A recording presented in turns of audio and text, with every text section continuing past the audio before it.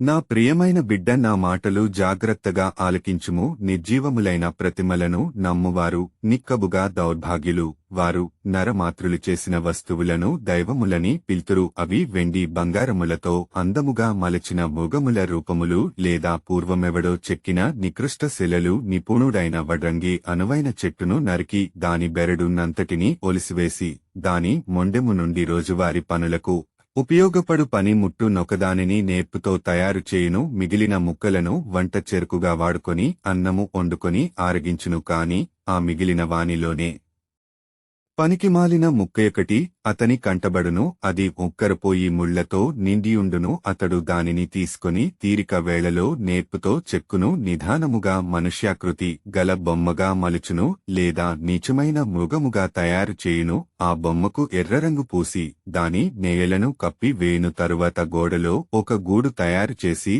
ఆ గూటిలో ఇనుప శీలలతో దానిని గట్టిగా బెగగొట్టును. అది జారిపడకుండునట్లు జాగ్రత్త పడుడు. అది ఒట్టి బొమ్మ కనుక తనంతట తాను నిలవజాలదనియు ఇతరులు దానిని ఆదుకోవలేననియు అతనికి తెలియను. అయినను ఈ నిర్జీవ ప్రతిమకు ప్రార్థన చేయుటకతనికి సిగ్గులేదు. తన పెండ్లి పిల్లలు సంపదలను గూర్చి అతడు దానికి మనవి చేయును. ఆ బొమ్మ సామర్థ్యము లేనిది అయినను ఆరోగ్యము కొరకు అతడు దానికి మనవి చేయును. అది నిర్జీవమైనది అయినను జీవము కొరకు అతడు దానికి మనవి చేయును. అది శక్తి లేనిది అయినను సహాయము కొరకు అతడు దానికి మనవి చేయును. అది అడుగునైనయు కథపచారనిది అయినను ప్రయాణ సాఫల్యము కొరకు అతడు దానికి మనవి చేయును. ఆ బొమ్మ చేతులకు శక్తి లేదు ఆయనను తనకు లాభము కలుగవలెనని, తాను డబ్బు చేసుకోవలెనని, తన వృత్తి సఫలము కావలెనని అతడు దానికి మనవి చేయును. సొలొమోను జ్ఞాన గ్రంథము 13వ అధ్యాయము 10 నుంచి